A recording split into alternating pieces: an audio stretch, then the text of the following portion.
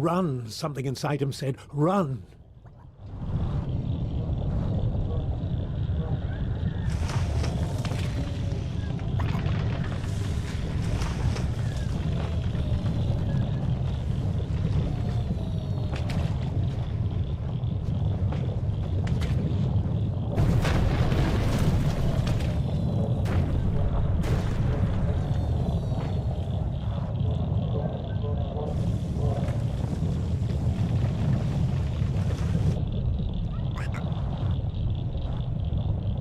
The Trebhum was drawn to a bright light, or perhaps to the creature next to it. Except for the grass growing on the Old One's head, they were very much alike. It knew the older Trebhum had carried this light for a long, long time. How quickly it learned to use its legs and its trunk. But these things were not so much learned as they were remembered. Perhaps the little Trebhum thought they were a gift from the strange voice it heard in its mind. That too was a kind of memory. Would not allow it.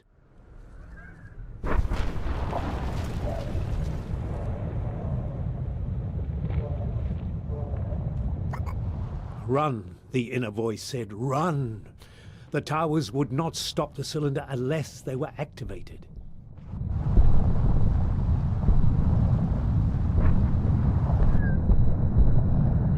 Quickly, the Trebhum had to step on the symbol or the cylinder would not be stopped.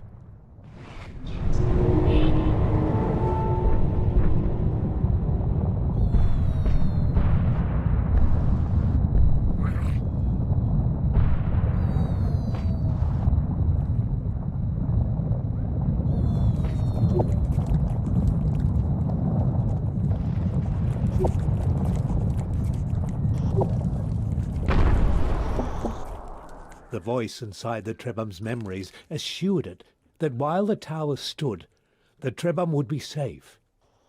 The power of the eternal cylinder was contained for now.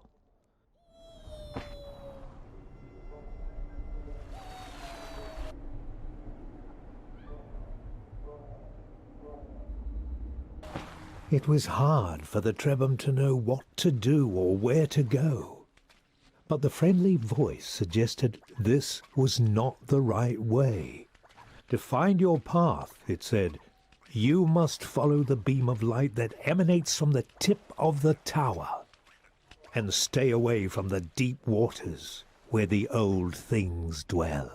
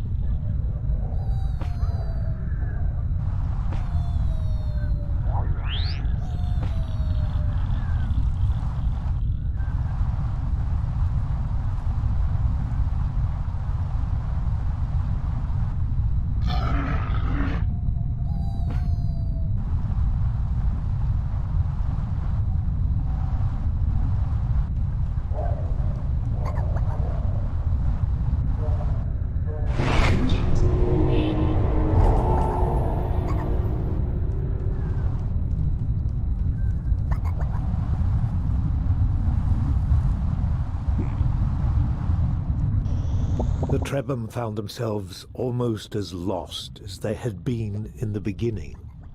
But the voice in their memories comforted them. It was only natural to be confused, it said. They had been born into a strange, broken world, cut off from the history of their ancestors. Everyone was a little lost these days. What mattered was to keep going, to keep looking for answers, to keep carrying the light they held within them, the light that stopped the cylinder.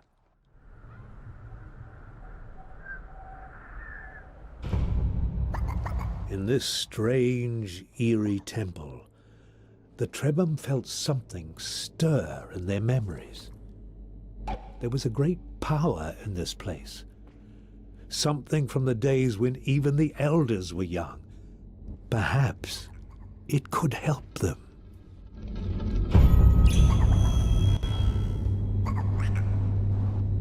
The Trebhum were disoriented for a moment. Something new had entered their memories and they needed to make sense of it. It seemed to be a map. And on this map, a location had been marked. If they understood correctly, there was some manner of serpent, a guardian, a greater being of some kind, somehow linked to a safe haven. Could they find refuge there? Their ancestors must have created this map for a reason.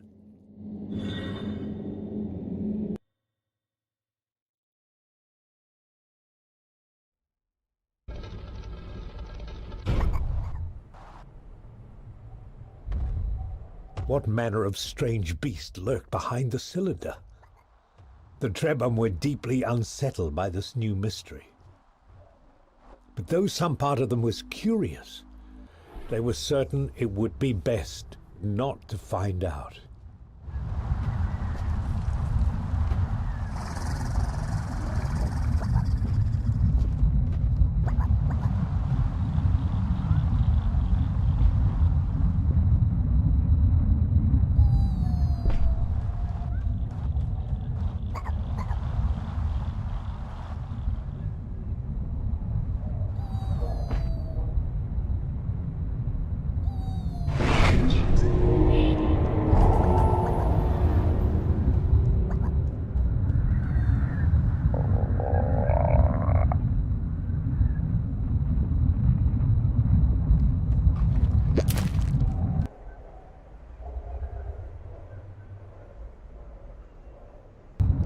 As their fear faded, the Trebhum started feeling weak and tired. With all the excitement and adventure, they'd neglected their most basic needs. The sound of an empty stomach reminded them that survival requires more than escaping from danger. You also have to eat. Luckily, one of the many gifts of the Trebhum is the capacity to store food in their bodies. But they still need to digest it to gain the vital energy that gives them strength. And for such small creatures, they do require rather a lot of food. Fortunately, the savannah was rich in flora and fauna which would satisfy their little bellies, without necessarily triggering a mutation.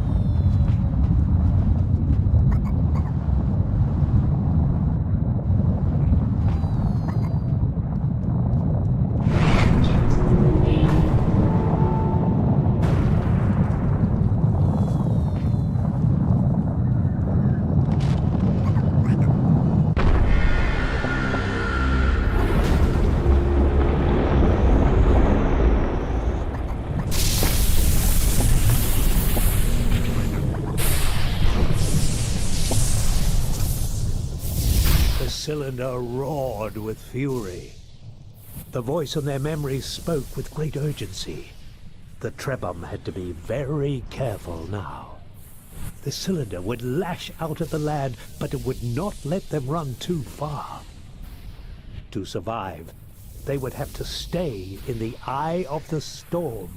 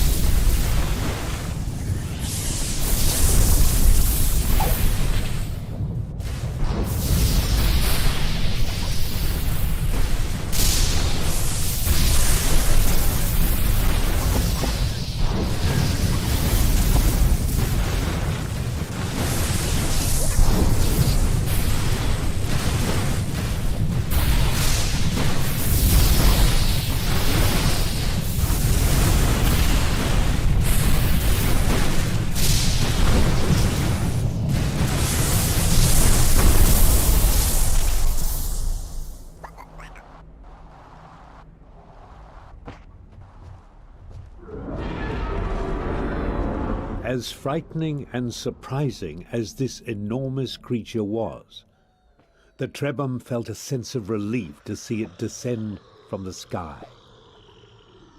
This was the celestial being they'd been told to seek. Perhaps it held an answer to their troubles. As they approached the colossal creature, their optimism faded. It did not seem to like them at all.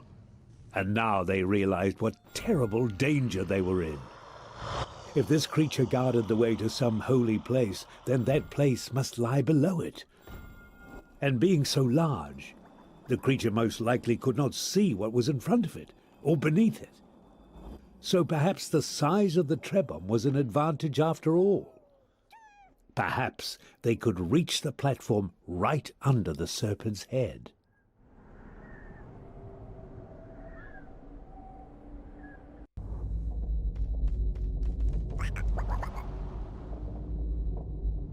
Relieved at having bested the Guardian, the Trebhum now found themselves seeking the help they had been promised. Who would answer their questions in this place?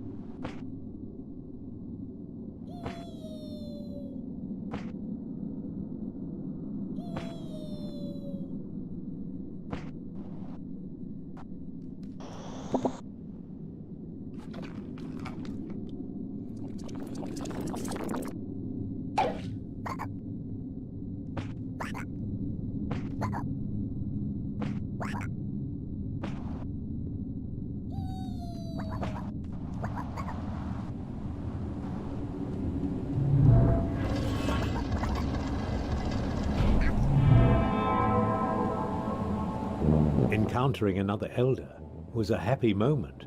The Trebhum asked how they might survive the cylinder, and the elder replied, "I can feel your fear, little ones.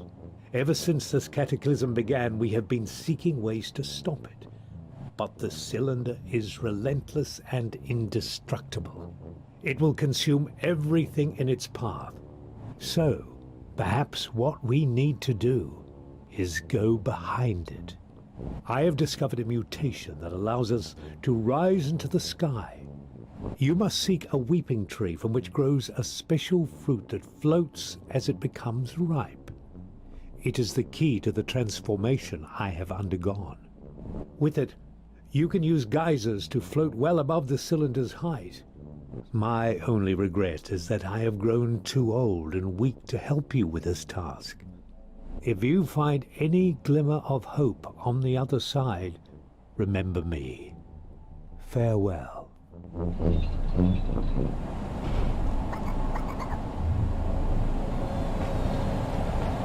Sadness and fear filled the Trebhum's hearts as they left the Elder's cave. Their only path to salvation was full of uncertainty, and they could not forget the thing they had seen lurking behind the cylinder, casting a dark shadow over this glimpse of light.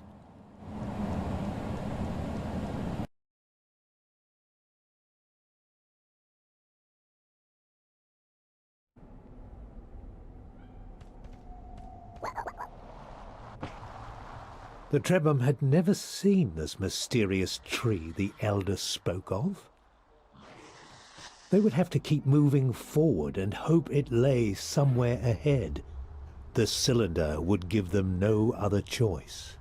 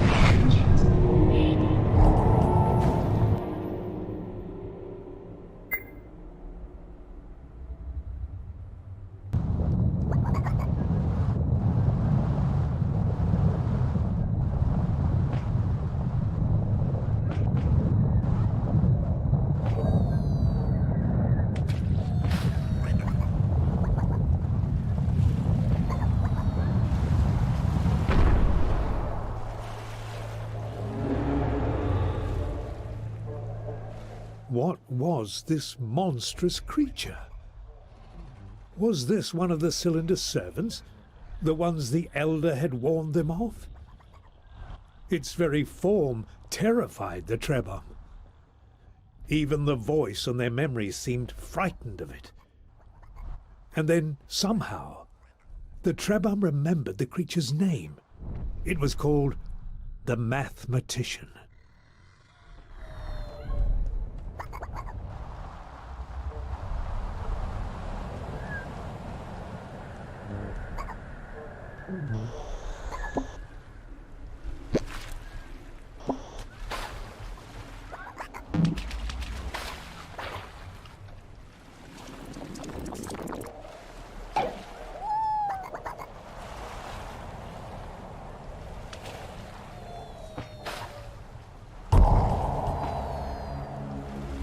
Even with the ability to float, overcoming the cylinder would have to be done very carefully. What they needed was a geyser that was well positioned, close to the cylinder, when it lay still, or their plan would never work. They would have to keep looking, and meanwhile they would try not to think about what sort of monster could kill one of the flying serpents. The Mathematician vanished as quickly as he had appeared, back to what? What lay behind the cylinder?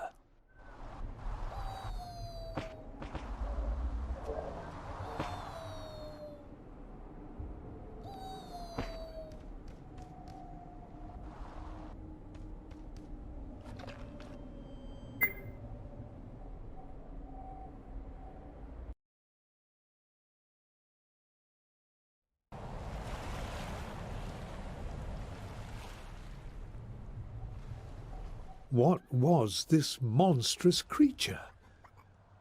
Was this one of the cylinder's servants? The ones the elder had warned them of? Its very form terrified the Trebhum. Even the voice and their memories seemed frightened of it. And then, somehow, the Trebhum remembered the creature's name. It was called the Mathematician.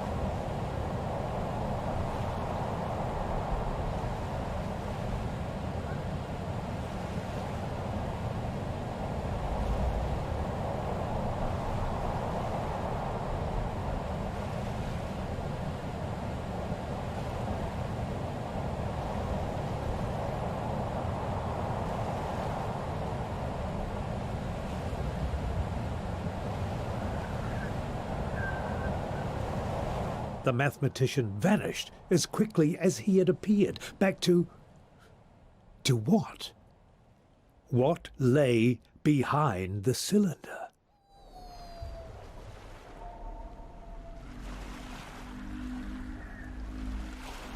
Even with the ability to float, overcoming the cylinder would have to be done very carefully.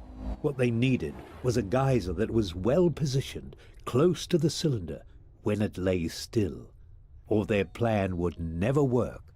They would have to keep looking, and meanwhile they would try not to think about what sort of monster could kill one of the flying serpents.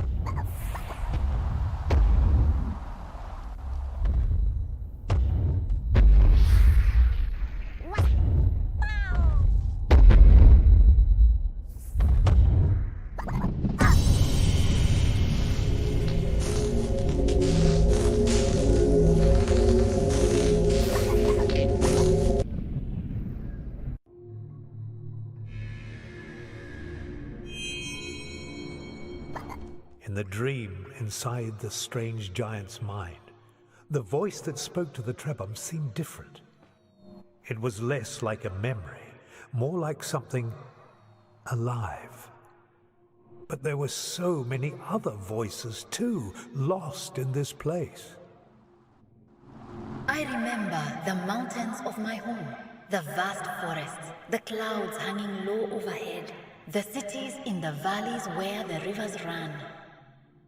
I remember the faces of my children and the songs we sang when the stars rose high. But I have forgotten the names of all these things, and slowly one melts into the other. My children will become mountains, the forests will become songs, and then all will become one and be nothing. There was something.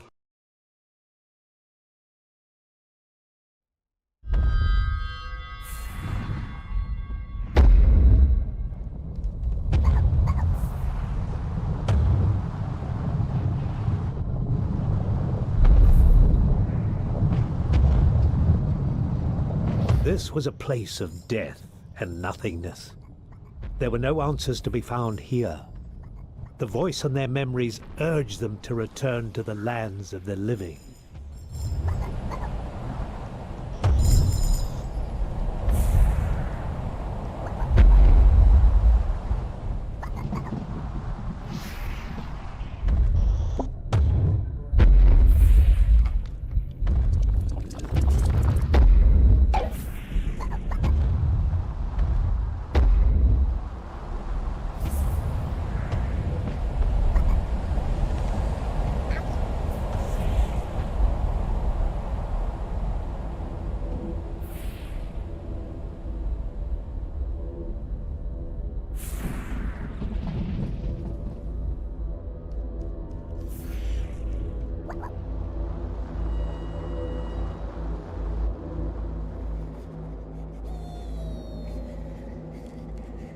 A profound feeling of futility overcame the Trebhum. Despite having miraculously survived their encounter with the mathematician, they were back to where they'd started. To make matters worse, ahead of them lay the cold and snowy lands of the tundra. Not a very nice place for Trebhum who are not meant to live in the cold. They would have to push forward against all odds and pray that they could find help.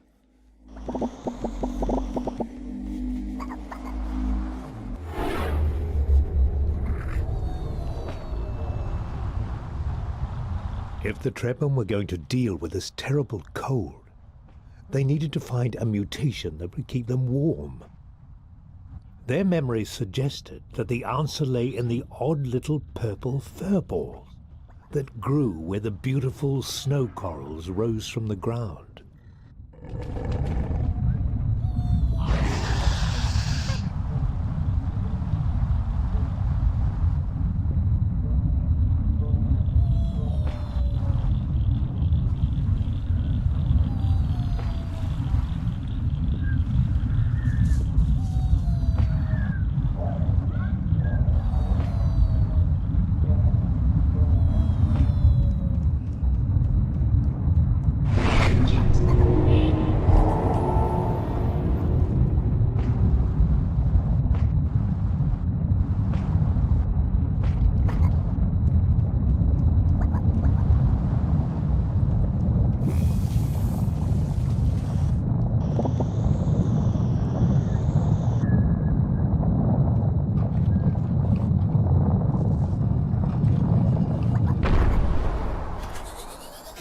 This time, the Trebhum knew what they were feeling.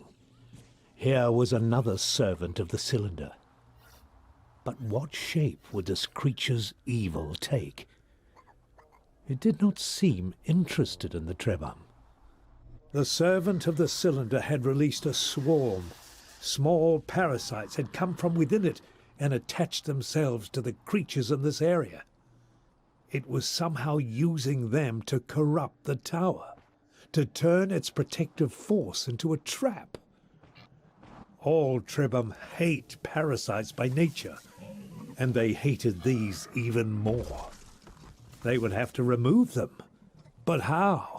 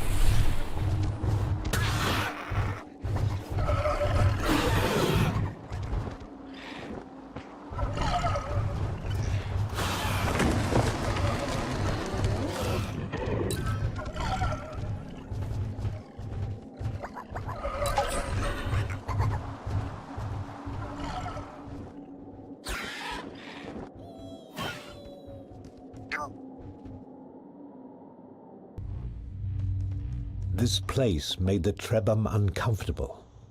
It felt like a place of desperation, where terrible, bitter things had happened a long, long time ago.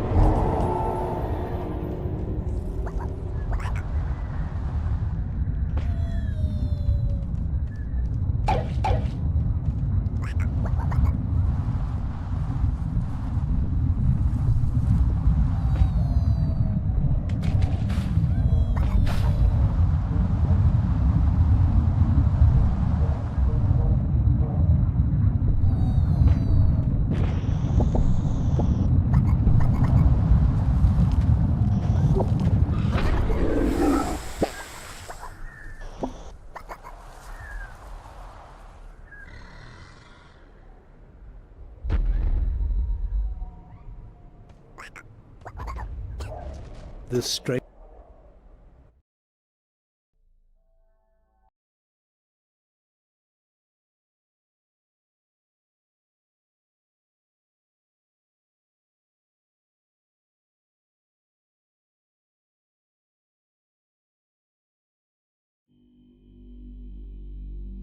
This is not the story of the One.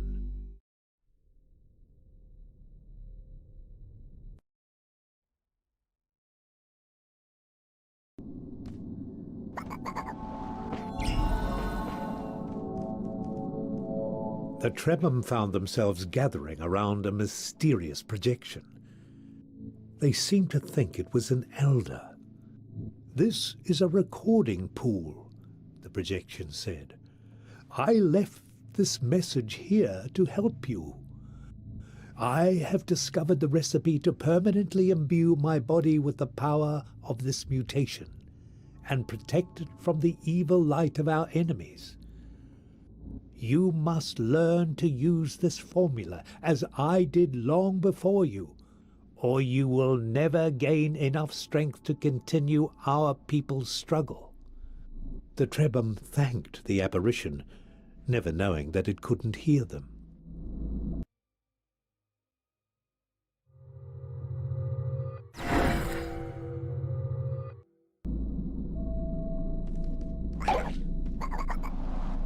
As the Trebhum prepared to leave the cave, the apparition spoke one final time. "If you are lost and wandering helplessly across the land, look to the sky and seek a celestial serpent. You will know them by their many tails, which hang down from the clouds as the serpents contemplate the matters of the heavens. These serpents guard the way to the wisest of our kind, who can guide you to salvation." The Trebhum thought of asking the apparition to join them, but before they could, it had faded away. Like the voice in their minds, it was only a memory.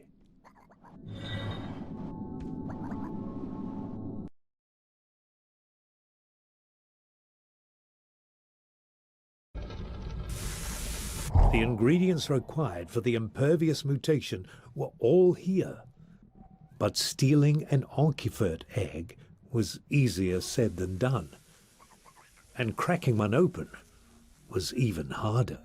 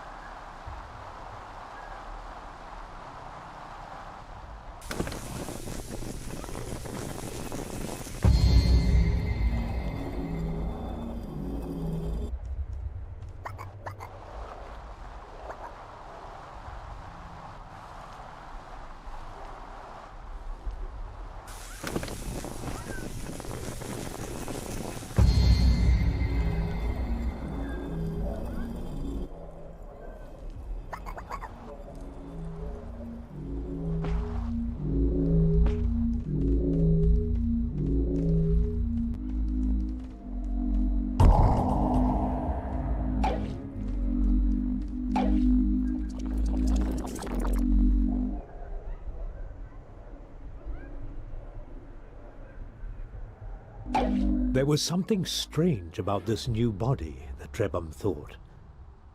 It was powerful, but also a little frightening.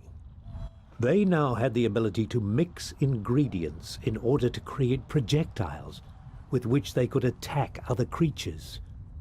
This new power might be necessary for their survival, but they would have to make sure to use it carefully, so they would never become as cruel as the servants of the cylinder.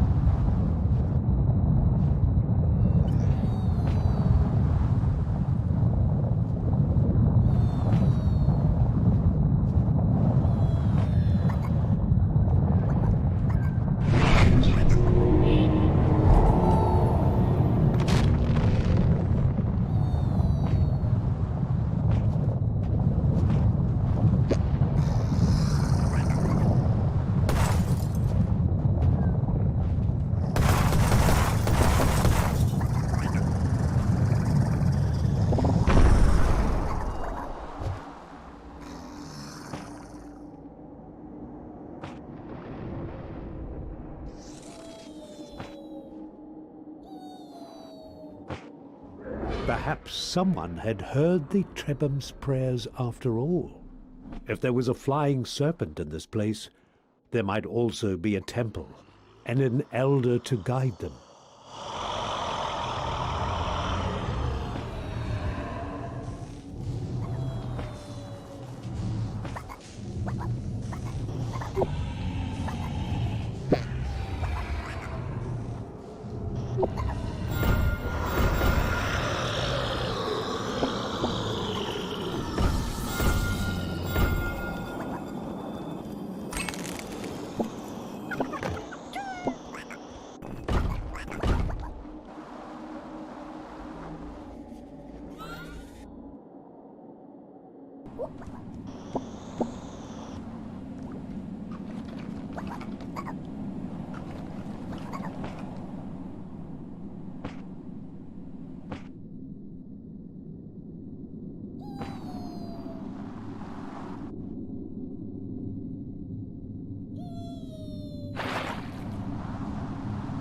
Deep in their memories, the Trebhum carried a fragment of knowledge about this temple.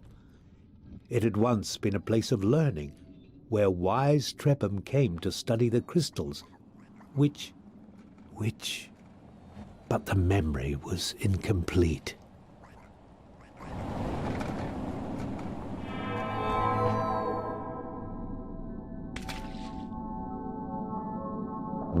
The elder was sad to hear the story of the Trebhum and their failed journey behind the cylinder. You have been through so much. I wish I did not have to place even greater burdens upon you. But we Trebhum are not meant to live in this cold and cruel place. You must continue your voyage. You must cross the waters and reach the ancient lands of the desert. There lies the only hope for our people. You see, we Trebhum once had the means to sing to the stars and build vessels that allowed us to dance in the heavens. Seek one of these floating palaces. They may be the key to finding salvation in these times of despair. Farewell, brave little ones. May we meet again someday in another world.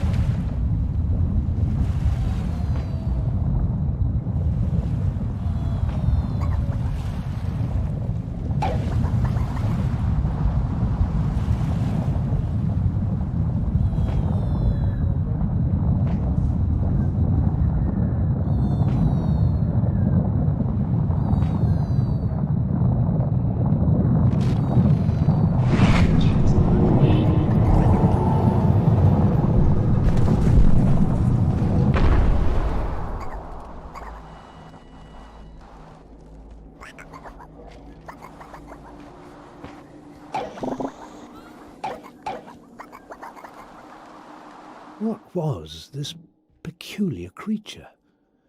It did not resemble the servants of the cylinder, but somehow it seemed oddly menacing.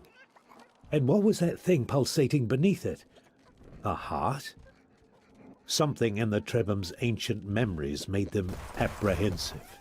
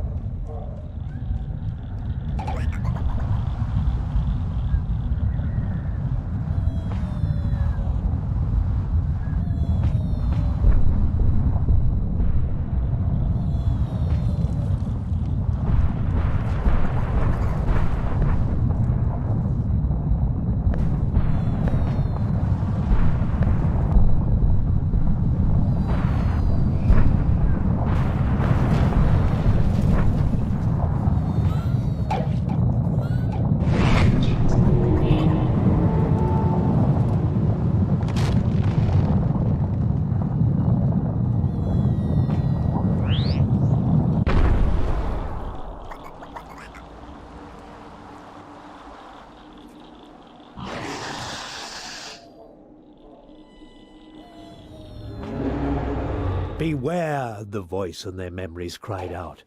The mathematician has been summoned. This place was no longer safe.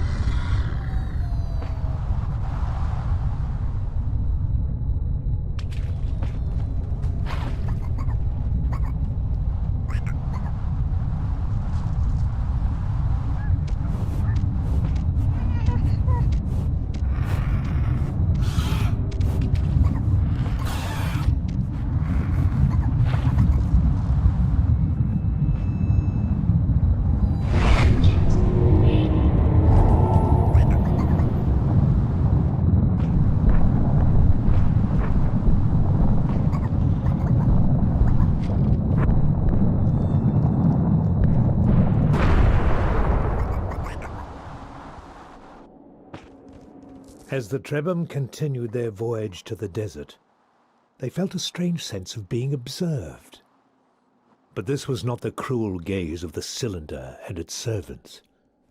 No, it was almost as if someone was trying to help them, laying out a path for them to find. The voice in their memories encouraged them to go forward.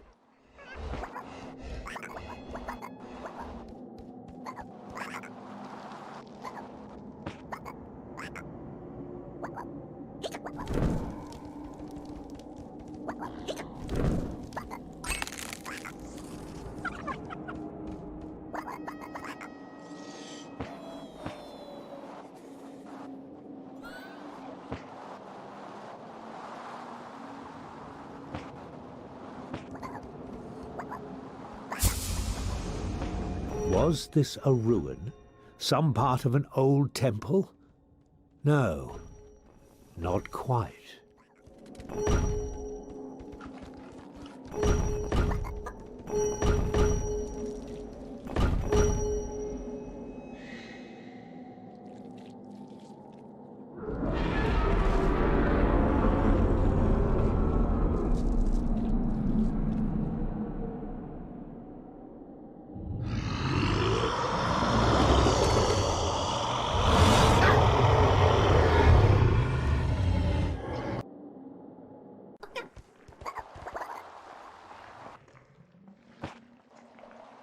Had the Trebhum walked into a trap?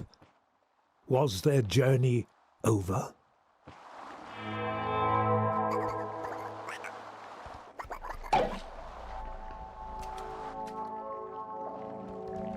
Perhaps this strange elder could tell them what was going on.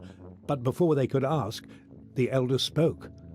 The celestial Trewhala have seen your journey, and I have been told of your deeds. There's an old bond between our people, Trebhum and Trewhala. We once lived in harmony, but the invasion of our world has split us apart. If you do not know their song, the Trewhala will not recognize you as a friend, so I am here to help you, as much as I can. The floating palaces you seek lie ahead, as you were told, but they will be of no use to you unless you reclaim all the powers of our people, which the cylinder has stolen.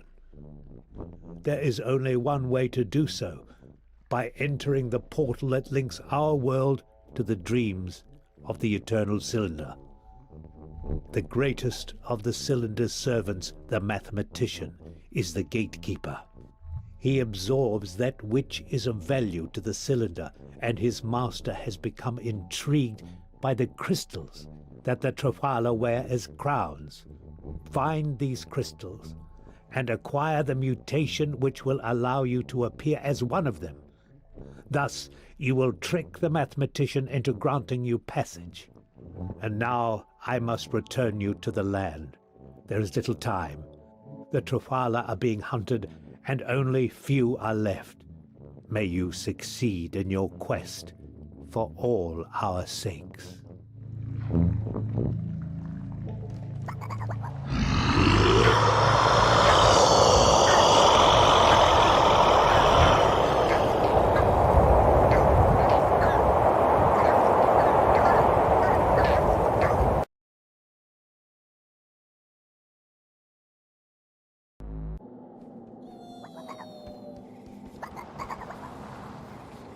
The Trebhum were beginning to understand that there was more to this journey than mere survival. So far they had acted only for themselves, but now they had been entrusted with a task that would affect many others. And although that was frightening, the knowledge that they were acting for the greater good gave them strength.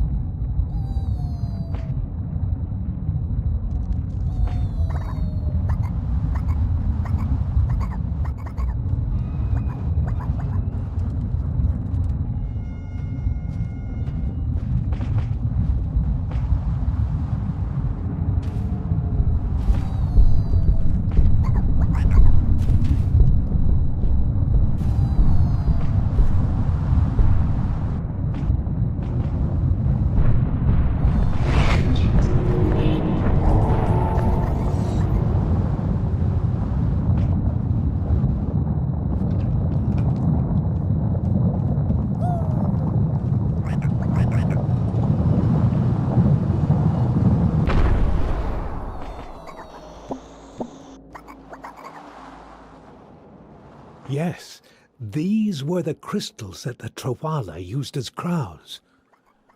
The Trebhum wondered what secret powers they hid. But there was little time to think about such things, as soon the mathematician would make his terrible entrance.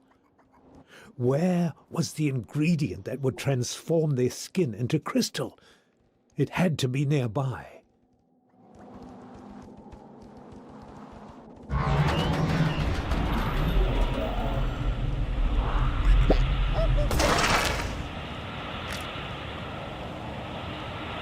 There it was, the Unifier. Now the Trebhum would have to be brave and clever and find a way of defeating this dreadful creature so they could claim the ingredient they needed to transform themselves.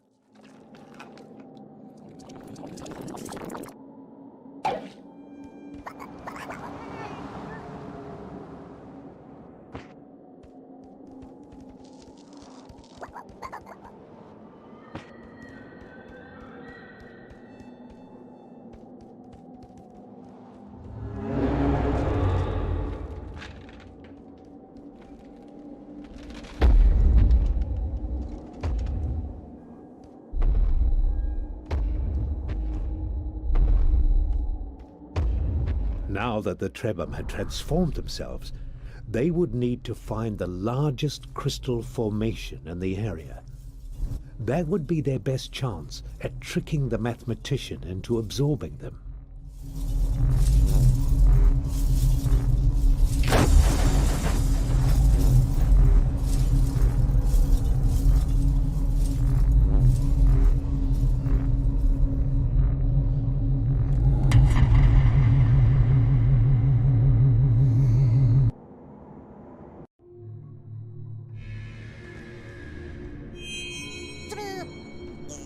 Once again, the Trebhum had returned to the strange place in the giant's dreams. There were more mysteries to uncover, more memories to take back.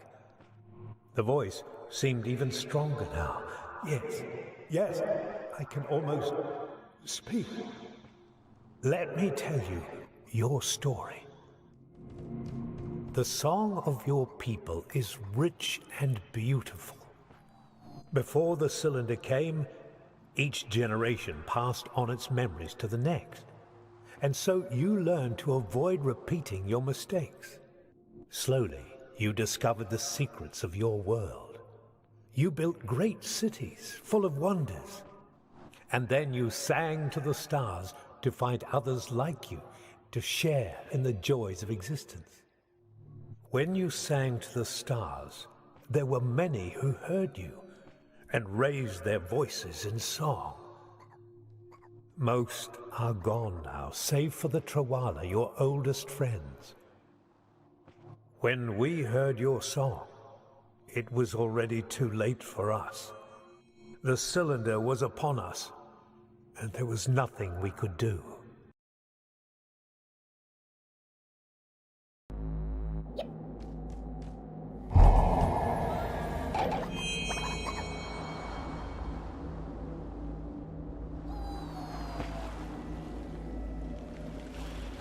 What was this artificial island on the horizon?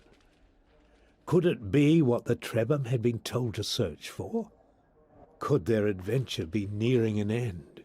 With the knowledge they had gained, all they now needed to do was to catch a specific kind of fish, which would allow them to acquire the wonderful ability to swim without ever getting tired.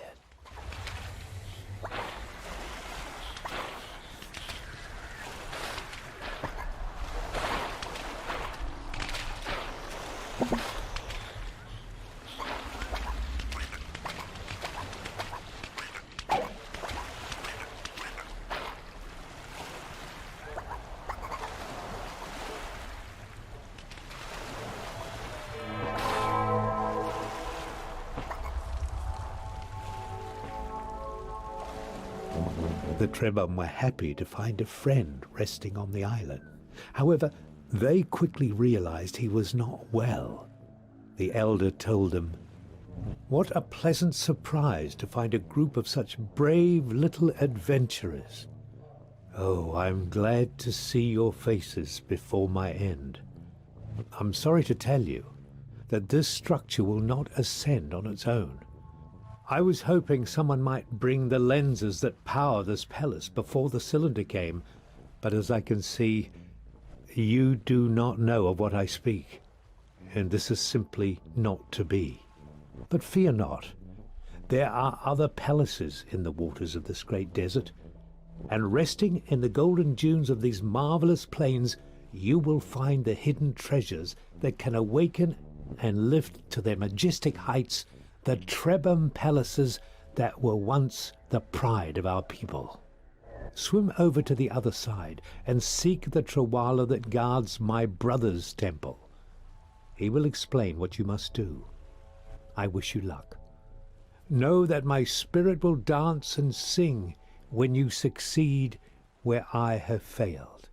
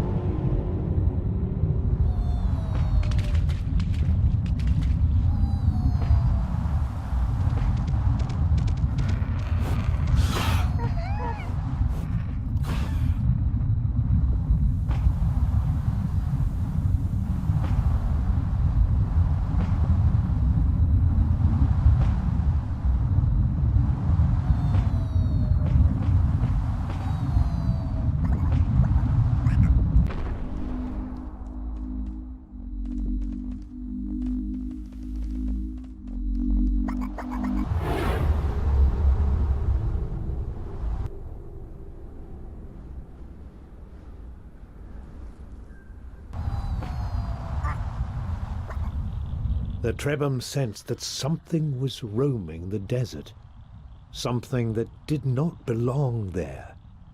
No doubt the Eternal Cylinder had once again sent forth its cruel servants.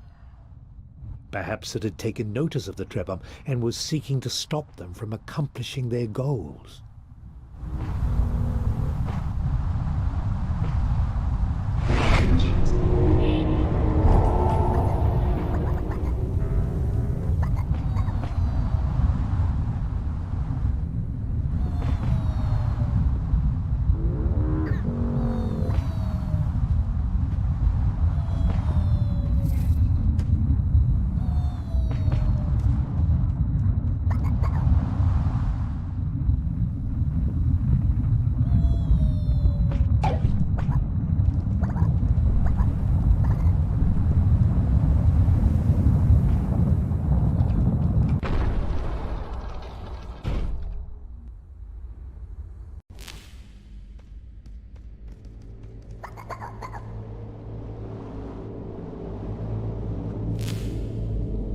The Trebhum was surprised to see this temple was protected by some sort of defense mechanism. Was this some futile attempt to keep out the servants of the Cylinder? Or was there another reason, now lost to history?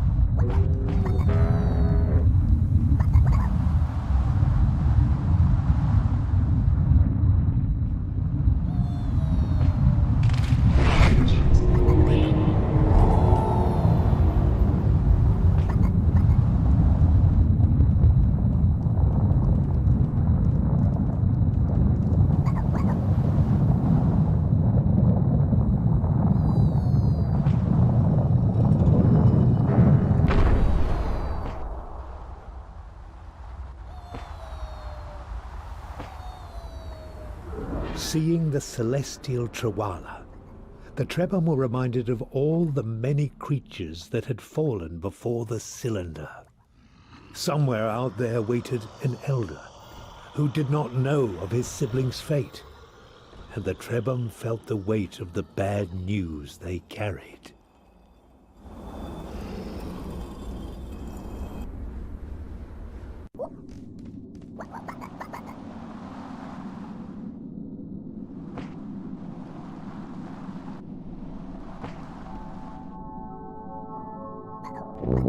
The elder saw sadness in the Trebhum's eyes and gave them words of comfort.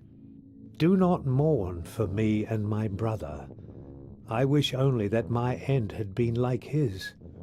For when we act in the service of others, we become greater than ourselves without losing who we are. I was afraid and stayed behind, and I am lesser for it. But I can feel the tremors in this cave, and I know soon my brother and I will be reunited. So, let me help you while I can. You are here to learn about the great lenses that power a Trebhum palace. Wander in the desert, looking for the brightest glare you can find. Follow the glare until you find a great structure made of glass. You may have encountered one already, but to activate them, you will need a special mutation. The key to this mutation is held by the great Gar. 3 lenses is all you need, and there are many left. Follow the glares, find the Gar, and you will succeed. It is a task fit for the great heroes of old. But who says that ordinary little Trebhum can't be heroes?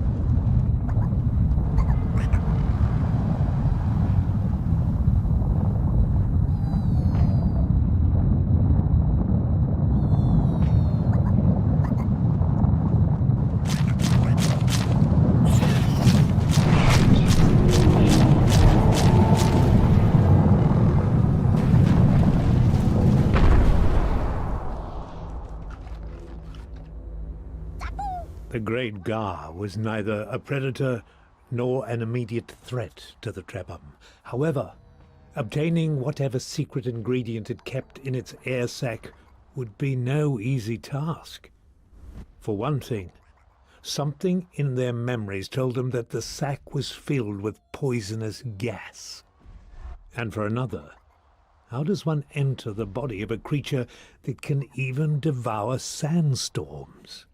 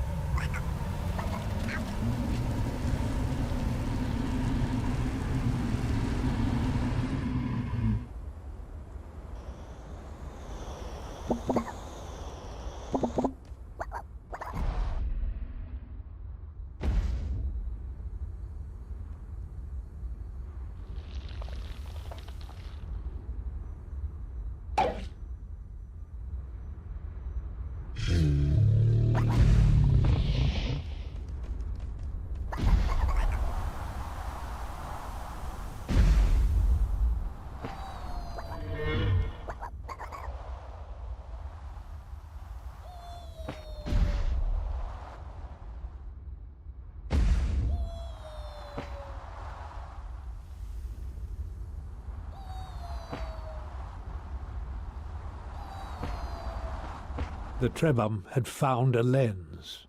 There was an odd contraption at its center, but they did not know how to activate it. This must be why the Elder had told them that they needed the mutation from the Great Gar.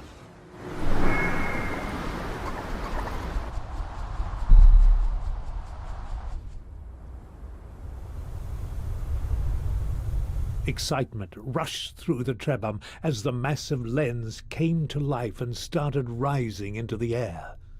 They had to get off quickly, as staying on top of the majestic construct as it rose would be quite dangerous.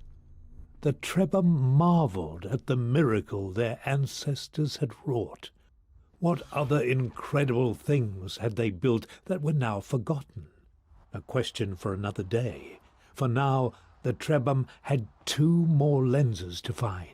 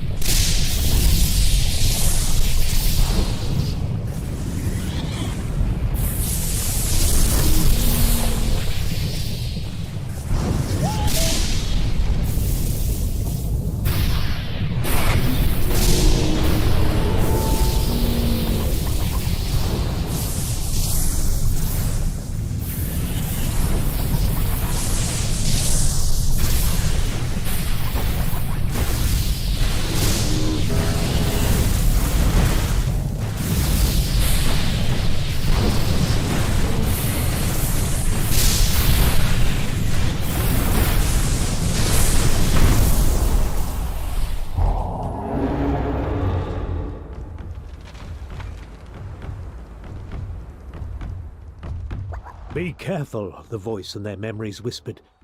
The servants of the cylinder were gathering in numbers to hunt and trap the Trebhum.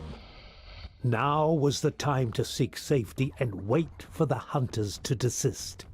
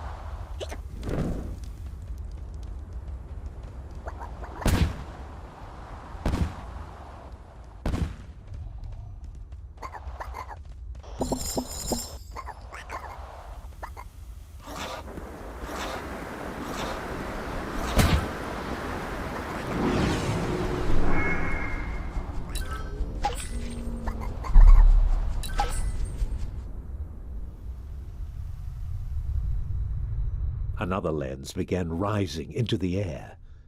To think their ancestors had created such things with ease.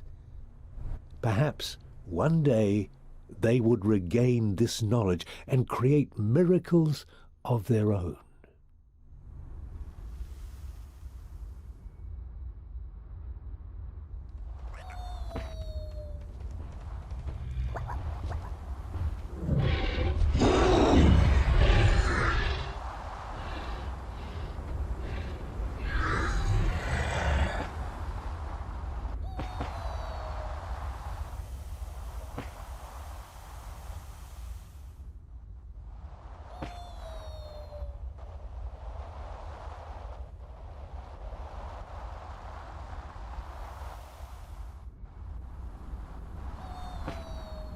The voice in their memories warned the Trebhum that there was a sinister presence in this place. There was no telling what kind of danger lay under the dunes of this desert.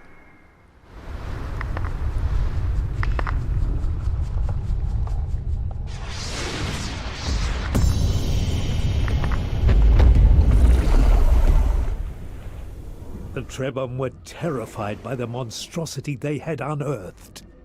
The voice in their memories warned them. This was a powerful servant of the Cylinder, sent to prevent them from completing their quest. No matter how small and frightened they were, they had to find a way of fighting it.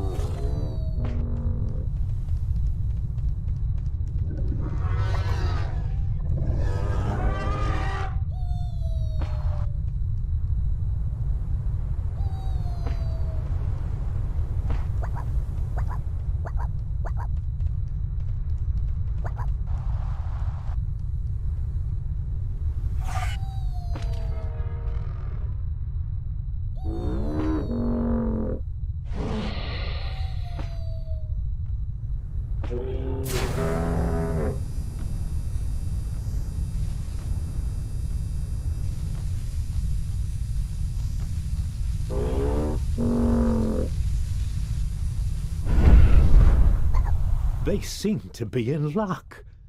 The ancient device still worked.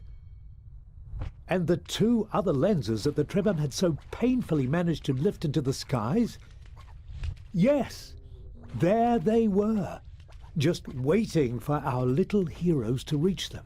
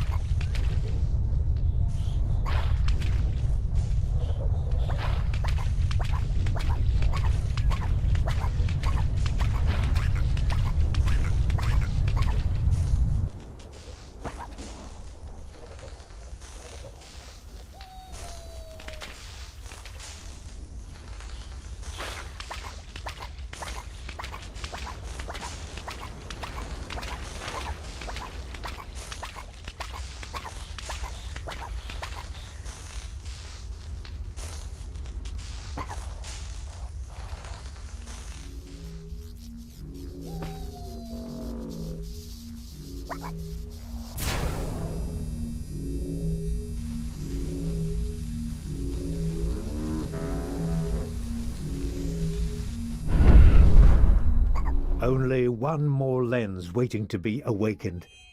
Only one more struggle across sand or water, and they would have achieved the task they were entrusted with. It was exhausting, but the memory of the two brothers of the desert gave them the strength to keep going.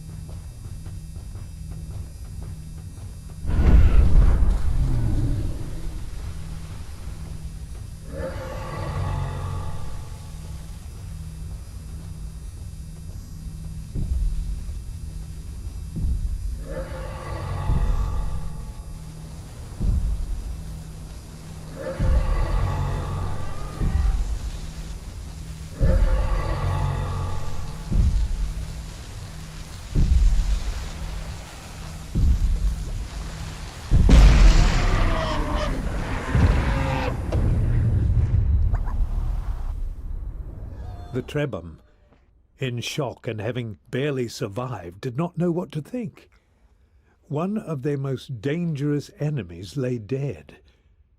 The eternal cylinder was immobile and quiet in the distance. The floating palace where they had expected to dance and sing for all those left behind was out of reach. And then came a call. It was very subtle and weak at first, but grew stronger and stronger. Was it the ones trapped in the cylinder calling to the Trebhum? Was it the voice in their memories urging them on? The portal into the cylinder's dreams lay open. They had not yet reclaimed all the abilities of their ancestors. Wandering that strange world once again would take great bravery. But with all they'd been through, they had gained the courage to do what needed to be done. It might be reckless, it might be dangerous, but they had to step inside one more time.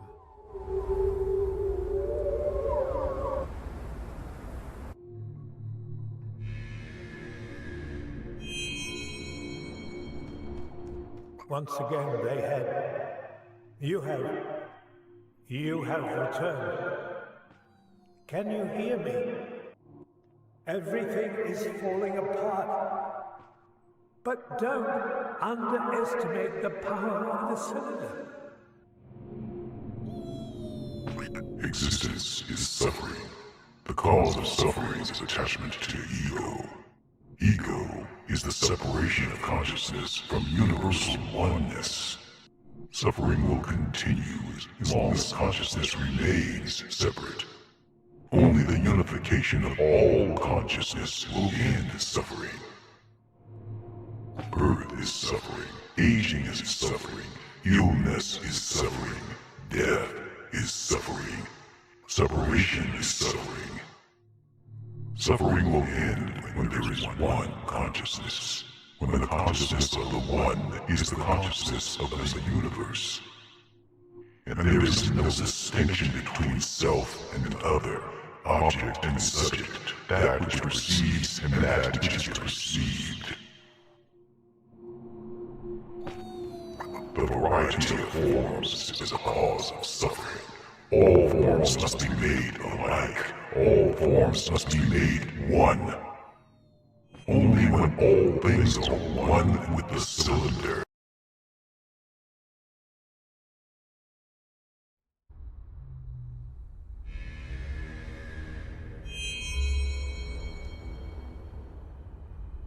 What had happened? How long had they been in the cylinder's mind? It had felt like a short time to the Trebhum, but when they returned, the world had changed. It seemed as if parts of the cylinder itself had spilled out, its dreams corrupting the land. The cylinder lay still, but there was no sign of the mathematician.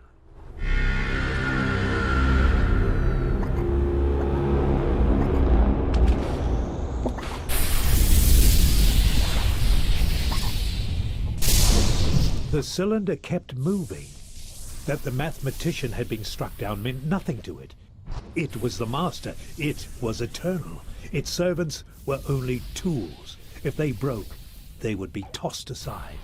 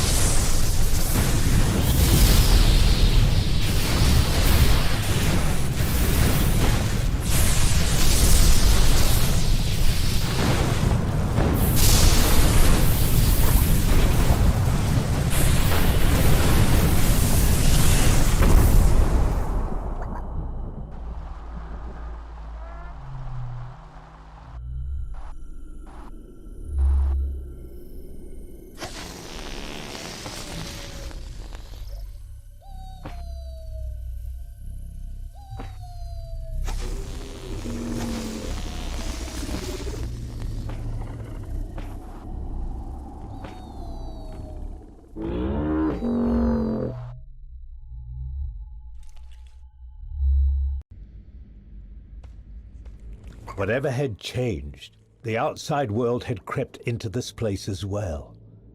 Maybe that is why the air smelled so bad. Or maybe this place had become a tomb.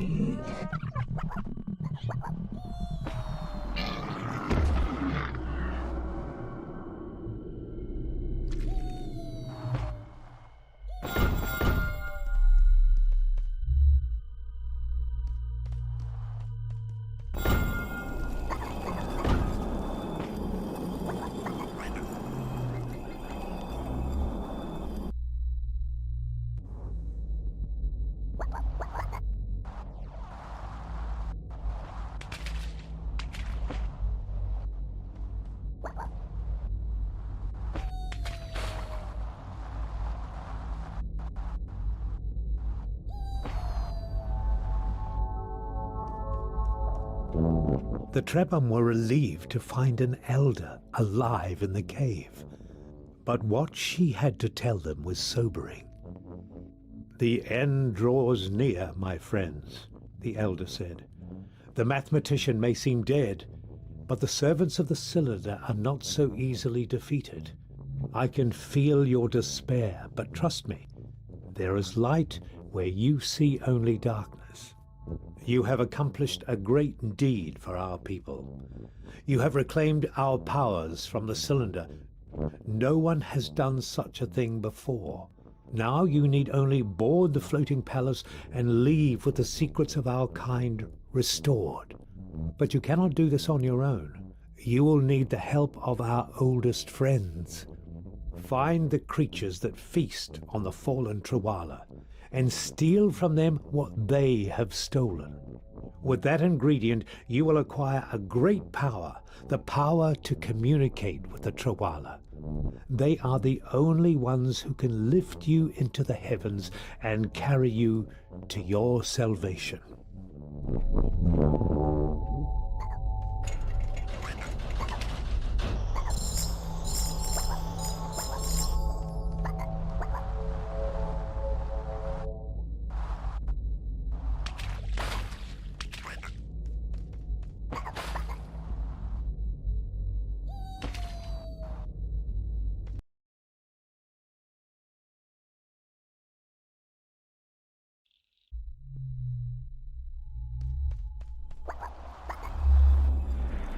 The Trebhum tried to imagine the creature they were looking for.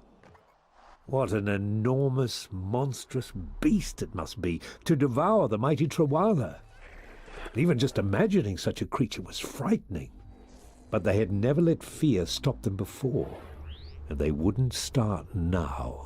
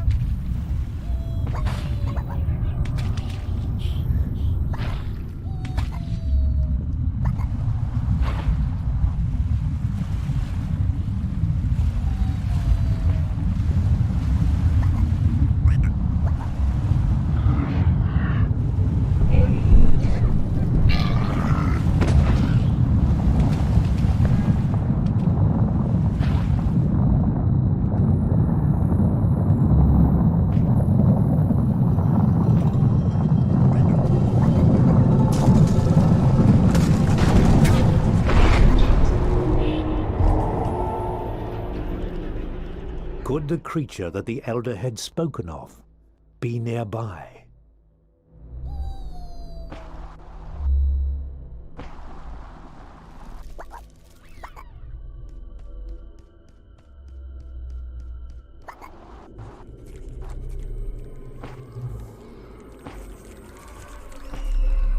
What a strange place, the Trebhum thought.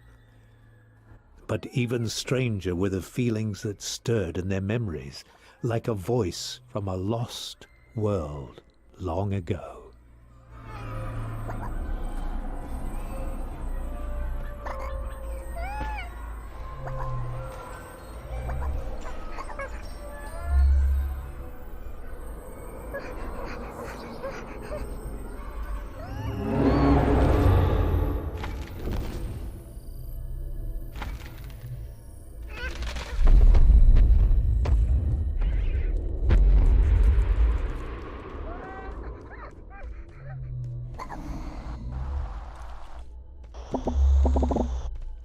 Their worst fears had come true. The mathematician was alive, and now he had brought forth this wheeled monstrosity. Would the nightmare never end?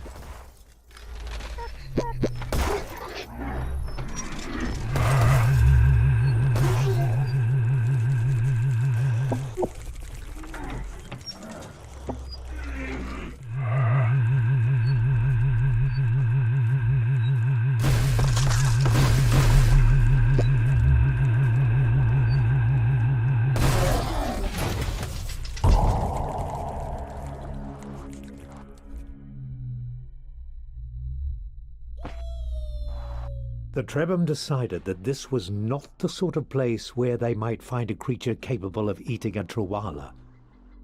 No, this place was tainted. Nothing alive would want to stay here.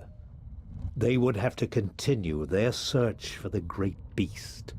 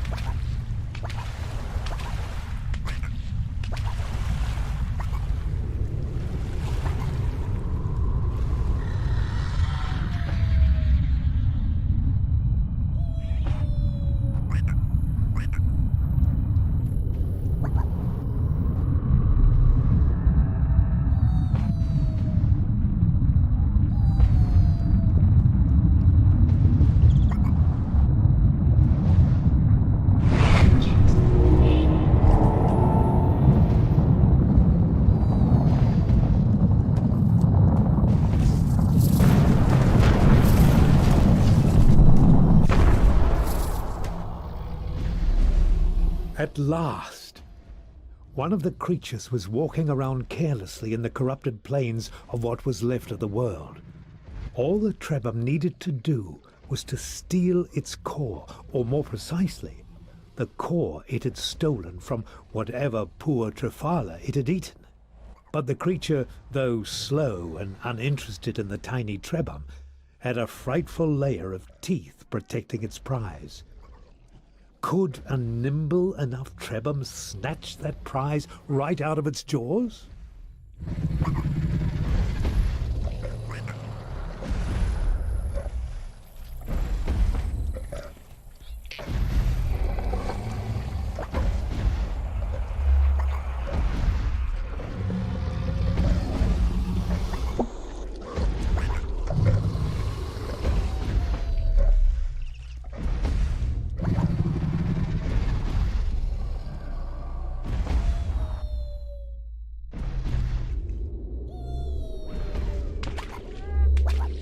A memory awoke within the Trebhum of an ancient ritual, a song at the top of a Trebhum tower to forge a bond between Trebhum and Trafala.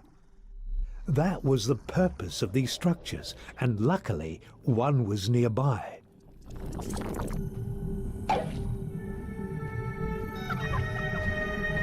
As soon as the Trebhum mutated, it began to feel a call, as if it was being drawn to some place nearby. It was now the master of song, and it was time for its voice to be heard. Who calls for us in this time of darkness? Who has learned the ancient song? Have our old friends remembered us? Hear our voice, Trebhum. There is little time left, and much is at stake. It was long ago that your people sang to the heavens. Your song traveled far into the cosmos, and we listened. Here on your world, we made a new beginning, leaving behind the sorrows of our history. We began to build a better world, a world of friendship and harmony. But the beauty of your song pierced time and space, far into the darkest and coldest corners of the universe. That's how the cylinder found us. And when it came, it took everything from us. The bright future we had dreamt of is gone. But we bear you no ill will, old friends. Silence may be safer, but what is life without song? You reached out to the stars because you were full of hope, and that hope must be preserved. We know what you are trying to accomplish, and we will help you. But we require your help too.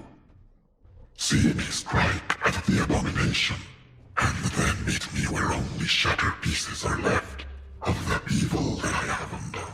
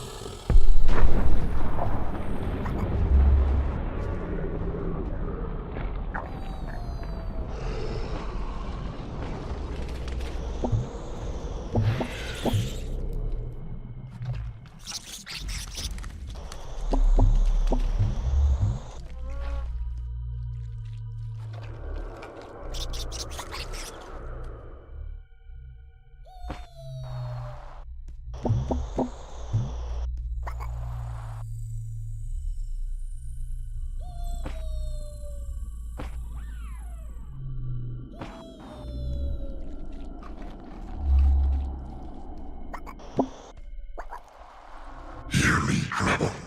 You carry in your bodies the entirety of your people's history, written into your very being.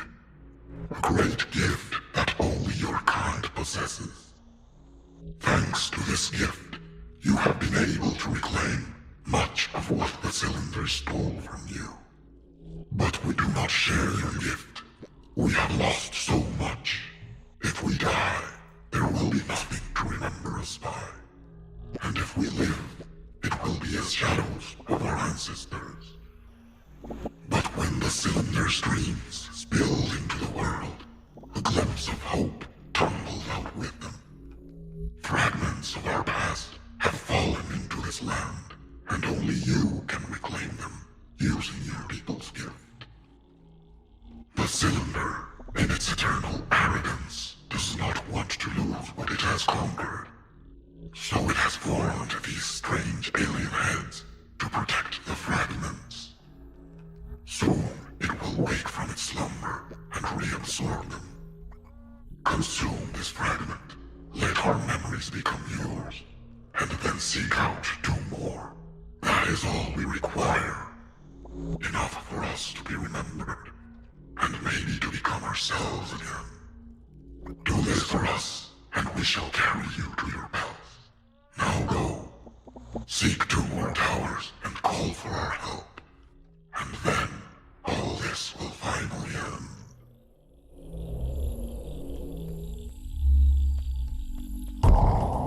The voice urged them to go forward and reclaim the memories of the Trawala.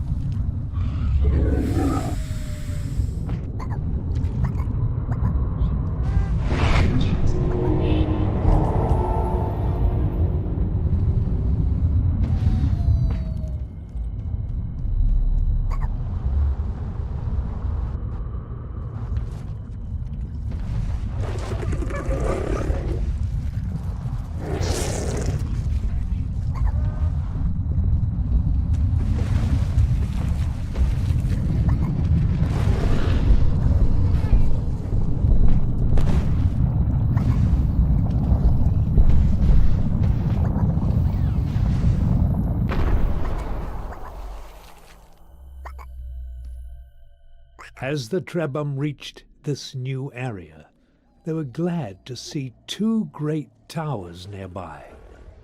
This was a fortunate turn of events, as soon they would be able to fulfill their promise to the Trawala. But something felt wrong. There was something unnatural about these animals. Could it be that the Eternal Cylinder was aware of the Trebhum's actions and was trying to stop them?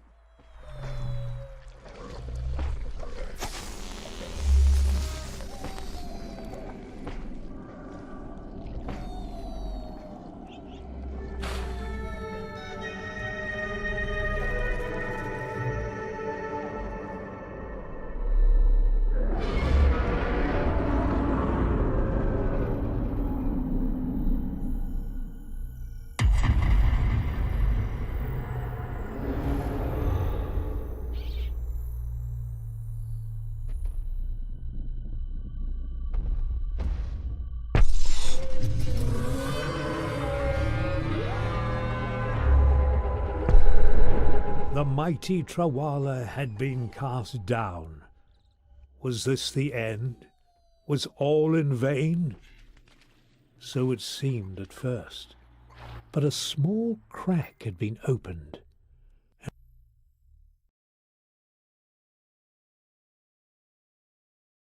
The mighty Trawala had been cast down. Was this the end? Was all in vain? So it seemed at first. But a small crack had been opened, and a ray of light had escaped the darkness. In a world where titans clashed and monsters battled, it was only the smallest and most unlikely of heroes who could make a difference.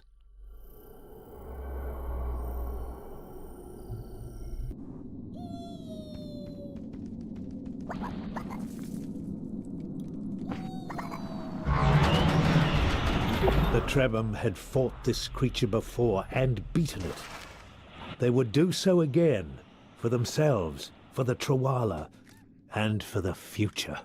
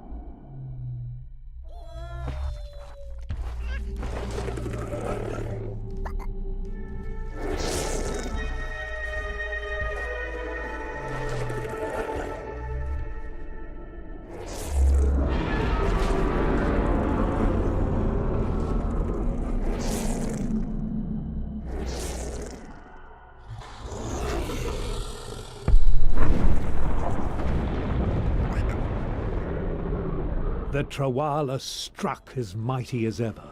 The fragment was exposed and ready to be taken.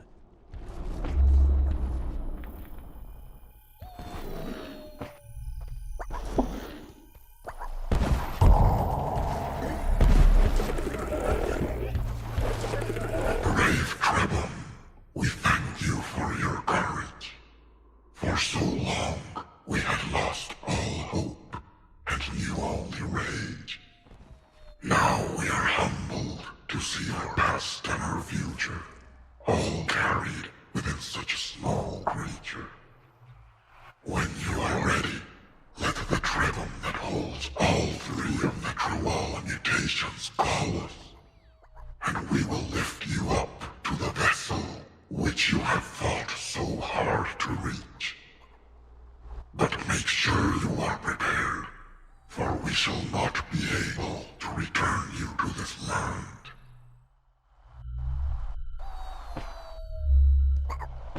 The Trebhum had recovered the lost memories. Now, the voice said, they had to keep going. to find the Trawala and renew the ancient bond of friendship that was once the pride of this world.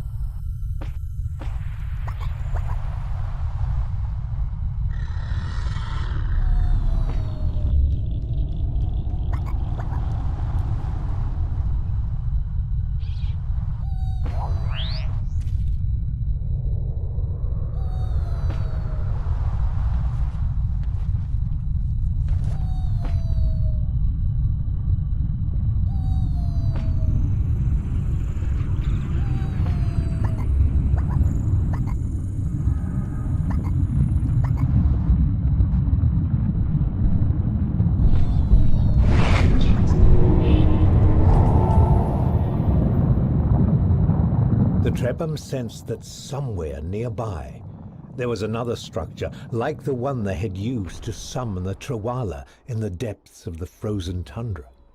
And so the Trebhum knew that the end was near.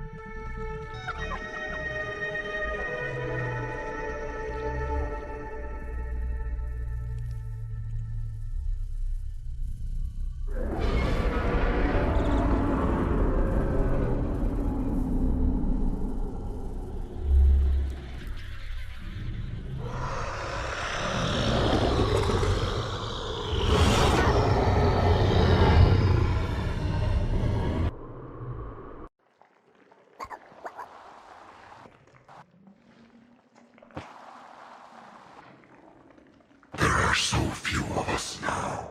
Perhaps tomorrow, or in 100 years, the Trawala will be gone. And all that will remain of us will be the memories you carry inside you. Or perhaps through some miracle, we will rise again, and our children will carry your children across the sky. We cannot know what the future holds for us. All we have, in the end, is this moment. And in this moment, all we can ask is that you sing to us. Sing to us of who we were, and the things that we witnessed, in the days when the Trebhum and the Trawala lived together under the same stars.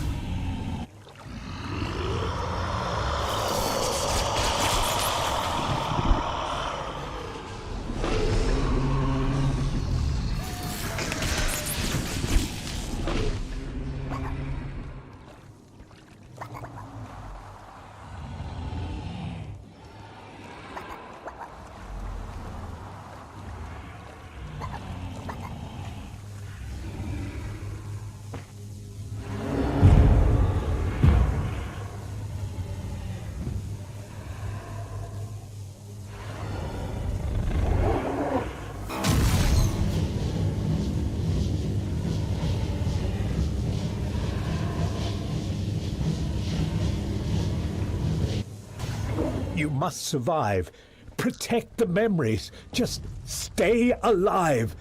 The Trawalda will help.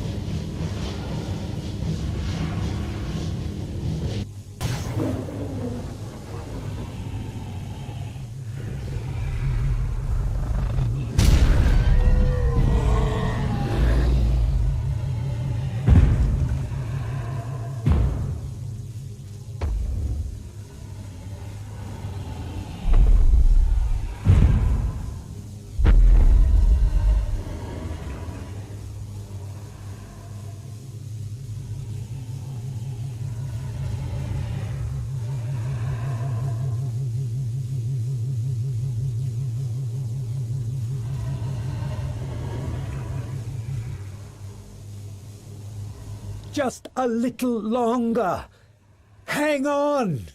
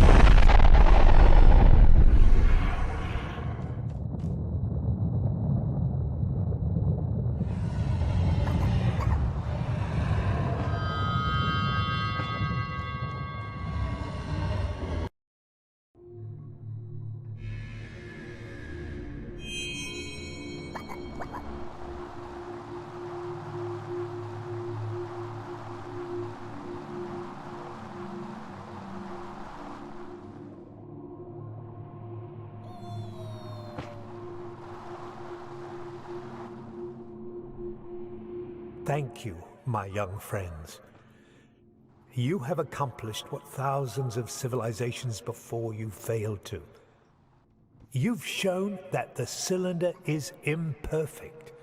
It may not have lost the war, but it certainly lost a battle. And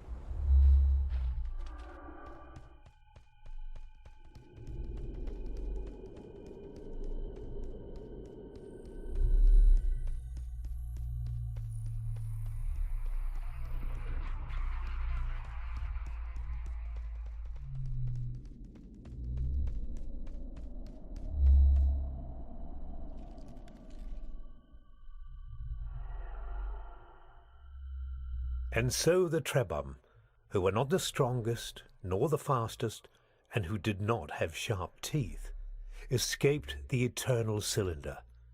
They did not become one, but stubbornly stayed many. And they learned to be loyal not only to their own kind, but to others. Their great victory over the inevitable was the victory of generations, of the elders, and the Trawala, and my own people, whose name I cannot remember. But even as what is left of me fades away, and though one day the cylinder may resume its destruction, I know that I was part of this family, if only for a little while, and that gives me hope.